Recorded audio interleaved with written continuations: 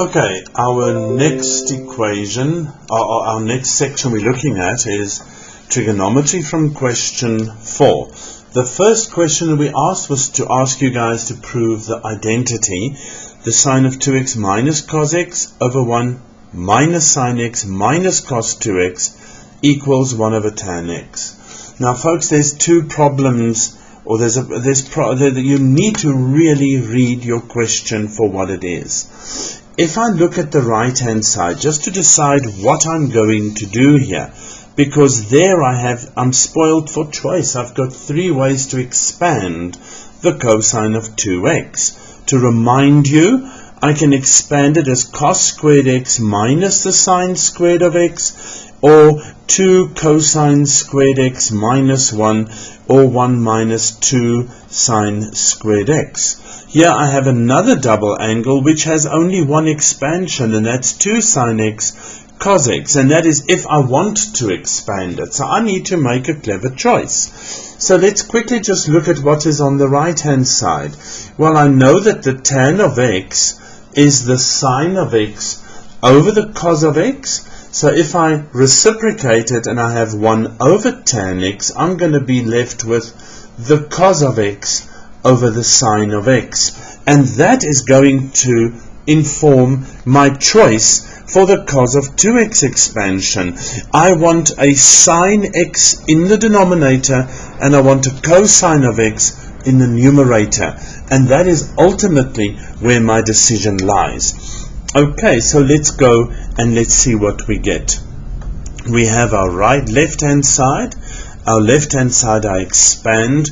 Let me write it down. The sine of 2x minus cos of x over 1 minus the sine of x minus the cos of 2x. Okay, and I've decided here I need to choose my third expansion because I want my final answer to have a sine in the denominator.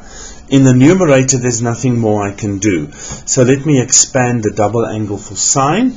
I have twice the sine of x, the cosine of x, minus the cos of x, and already I can see something happening there. I can see that I'm going to be left with a common factor that I can remove, which leads me to the cosine that I want. Okay, so let's do the denominator and see where we go with that. 1 minus the sine of x. Now be careful, you're going to bring in two terms. So put a bracket with whatever you're going to substitute for cos 2x. In this case, 1 minus twice the sine squared of x. Okay, we distribute in the denominator very carefully. So let me look at the top. I remove my common factor cos 2x. I'm left with 2 sine x minus 1.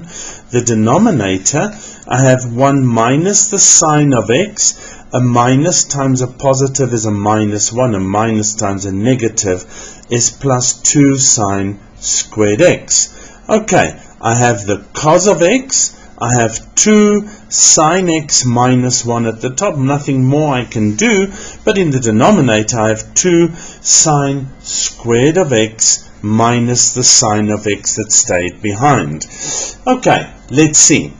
If I now remove whatever is common in the denominator, the numerator is still the same. The denominator, I have a sine of x, and then I have 2 sine x minus 1 that is left after I've removed the common factor for sine of x. Okay, here we go.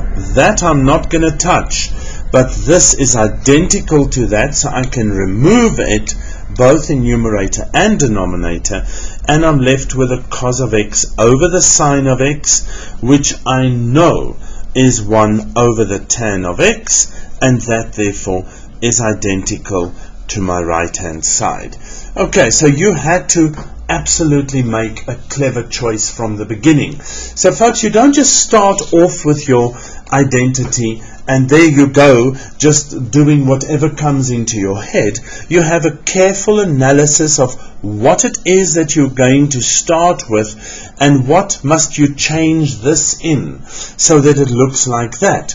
And that analysis starts with the right hand side, analyzing what is written on that right hand side so you can make an informed decision on what it is that you're going to do.